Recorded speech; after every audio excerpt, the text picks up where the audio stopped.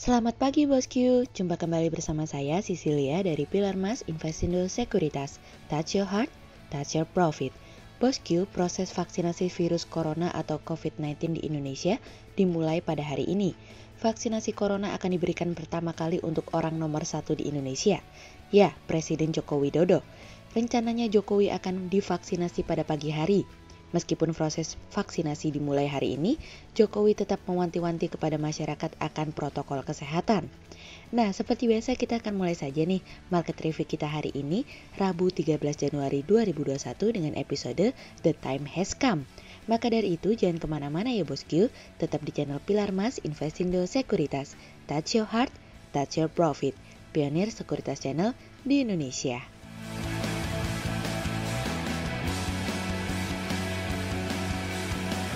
Seperti biasa kita akan mulai dari Global Economics Calendar. Ada berita dari US NFIB Small Business Optimism yang turun dari sebelumnya 101,4 menjadi 95,9. Kemudian ada dari US Job Openings yang turun dari sebelumnya 6.632 menjadi 6.527. Kemudian ada dari China Money Supply year on year yang turun dari sebelumnya 10,3% menjadi 9,2%. Selanjutnya kita akan beralih ke corporate news. Ada berita dari PT Ciputra Development Tbk atau CTRA yang membukukan pendapatan prapenjualan atau marketing sales sepanjang 2020 sebesar 5 triliun rupiah dari kontan.co.id. Kemudian ada dari PT Indosat Ooredoo Tbk atau ISAT yang menyerap belanja modal hampir 9 triliun rupiah pada 2020 dari bisnis.com. Kemudian ada dari PT Kimia Farma Tbk atau KF yang fokus melakukan produksi dan distribusi produk kesehatan terkait COVID-19 dari bisnis.com. Kemudian pada perdagangan hari Selasa tanggal 12 Januari 2021, IHSG ditutup menguat 12 poin atau 0,20% menjadi 6.395. Sektor properti, keuangan, pertambangan, aneka industri bergerak positif dan menjadi kontributor terbesar kenaikan pada perdagangan IHSG. Investor asing mencatatkan pembelian bersih sebesar 911 miliar rupiah. Kemudian kita akan masuk ke market review kita hari ini. Cerita hari ini akan kita awali dari Malaysia dalam bahaya. Wah, judulnya membuat rasa was-was ya bosku. Ada apa sebenarnya yang terjadi di Malaysia? Saat ini Raja Malaysia telah memberikan pengumuman terkait dengan keadaan darurat nasional untuk pertama kalinya dalam kurun waktu 50 tahun terakhir, yang dimana pengumuman tersebut menangguhkan langkah parlemen untuk pertama kalinya sejak tahun 1969. Keputusan darurat tersebut tentu memberikan kesempatan Perdana Menteri Muhyiddin Yassin untuk menangani kenaikan kasus wabah virus corona COVID-19. Sontak akibat pengumuman tersebut, mata uang ringgit dan indeks Malaysia langsung terkapar setelah pengumuman tersebut. Muhyiddin juga resmi melakukan penguncian ketat selama 2 minggu di sebagian besar daerah mulai hari ini. Sebuah komite independen akan dibentuk hingga 1 Agustus untuk memberikan informasi kepada Raja terkait dengan situasi dan kondisi yang berlangsung di tengah keadaan darurat tersebut. Perdana Menteri juga akan langsung menyiapkan protokol untuk mengatur harga supaya tidak terjadi sabotase ekonomi di tengah situasi dan kondisi darurat yang saat ini berlaku. Pemilihan politik akan diadakan setelah komite independen menyatakan bahwa penyebaran wabah virus corona bisa dikendalikan dan dikatakan aman untuk masyarakat mengikuti pemilihan. Pengumuman darurat ini disampaikan agar Malaysia mendapatkan ketenangan dan stabilitas dalam menghadapi masa-masa sulit yang dimana memberikan kesempatan yang lebih besar kepada Malaysia untuk dapat fokus terhadap pemulihan dan regenerasi ekonomi. Saat ini situasi dan kondisi keadaan darurat telah menunda pemilihan terkait dengan Perdana Menteri, yang dimana saat ini Perdana Menteri Muhyiddin Yassin memiliki mayoritas meskipun tipis di dalam parlemen sejak pengambil alihan kekuasaan.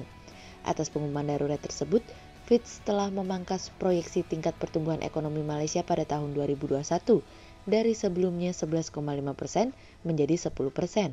Apalagi ada potensi bahwa keadaan darurat tersebut akan lebih lama dari waktu yang ditetapkan.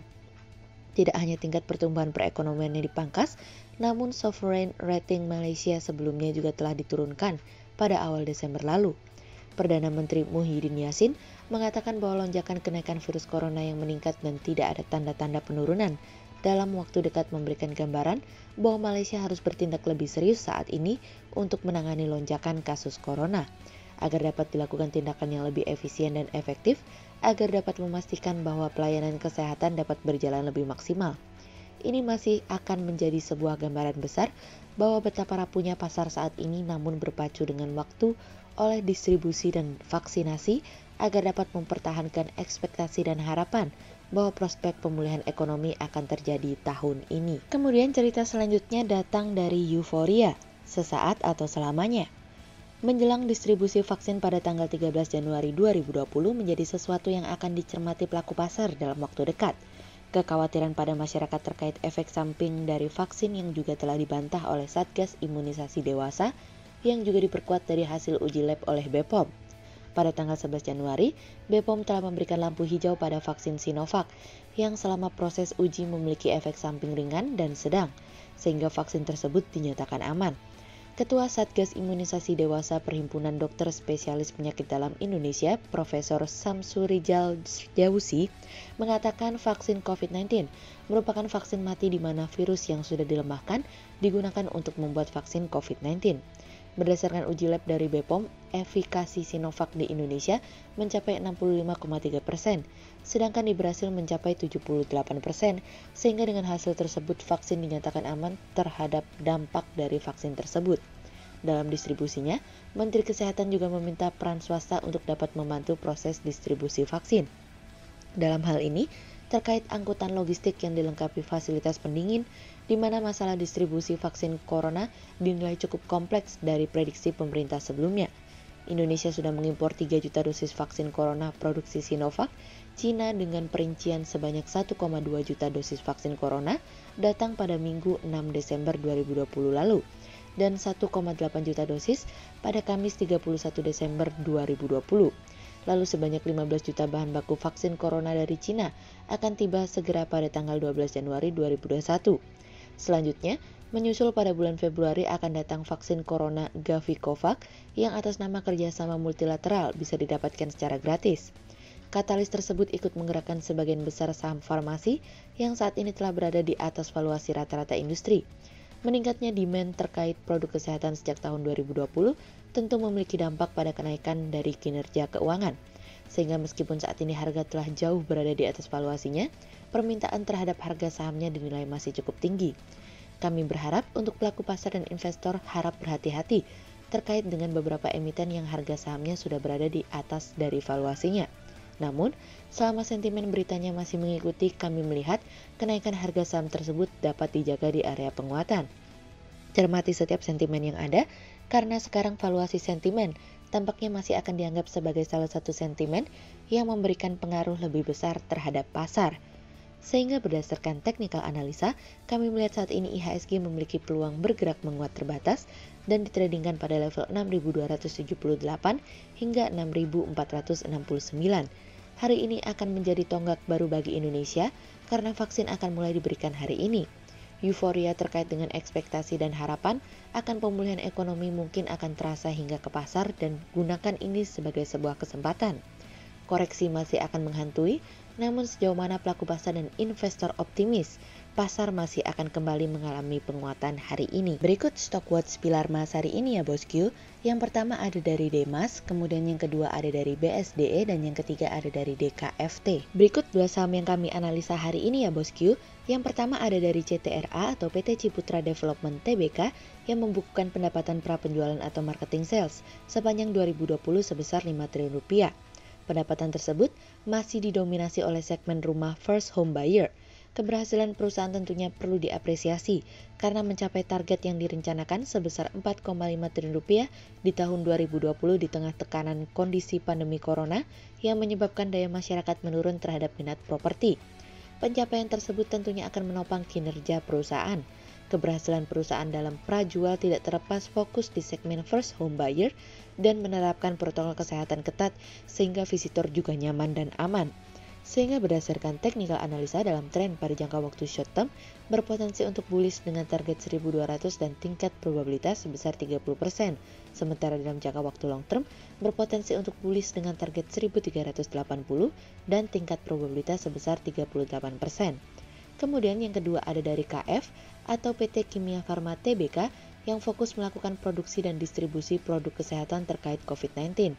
Setelah Badan Pengawas Obat dan Makanan atau BPOM resmi mengeluarkan izin penggunaan darurat atau Emergency Use Authorization terhadap vaksin virus corona COVID-19, produksi Sinovac sehingga program vaksinasi COVID-19 nasional pada 13 Januari 2021 berjalan seperti yang diharapkan. Hal ini tentunya menjadi berkah bagi perusahaan. Dengan memiliki fasilitas rantai distribusi dan produksi, manajemen perusahaan tampaknya fokus pada distribusi produk kesehatan terkait COVID-19. Ini merupakan peran aktif dalam pencegahan dan penanggulangan pandemi COVID-19 dengan memproduksi dan mendistribusikan produk-produk kesehatan terkait dengan COVID-19. Sehingga berdasarkan technical analisa dalam tren pada jangka waktu short term berpotensi untuk bullish dengan target 7.700 dan tingkat probabilitas sebesar 34%. Berikut kami akan menampilkan 40 saham pilihan dari Pilar Mas.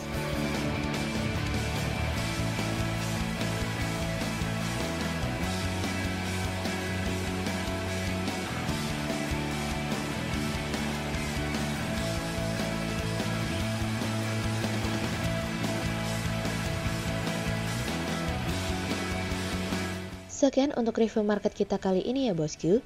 Untuk info lebih lengkapnya bosku bisa download PDF dengan klik link di bawah video ini atau bisa juga langsung akses ke website kami di www.pilarmas-investindo.co.id. Dan jangan lupa untuk selalu jaga kesehatan buat para bosku ya. Kita akan bertemu lagi besok pagi untuk market review yang berikutnya. Jadi jangan lupa like, subscribe, dan tonton terus channel Pilar Mas Investindo Sekuritas. Touch your heart, touch your profit. Pionir Sekuritas Channel di Indonesia.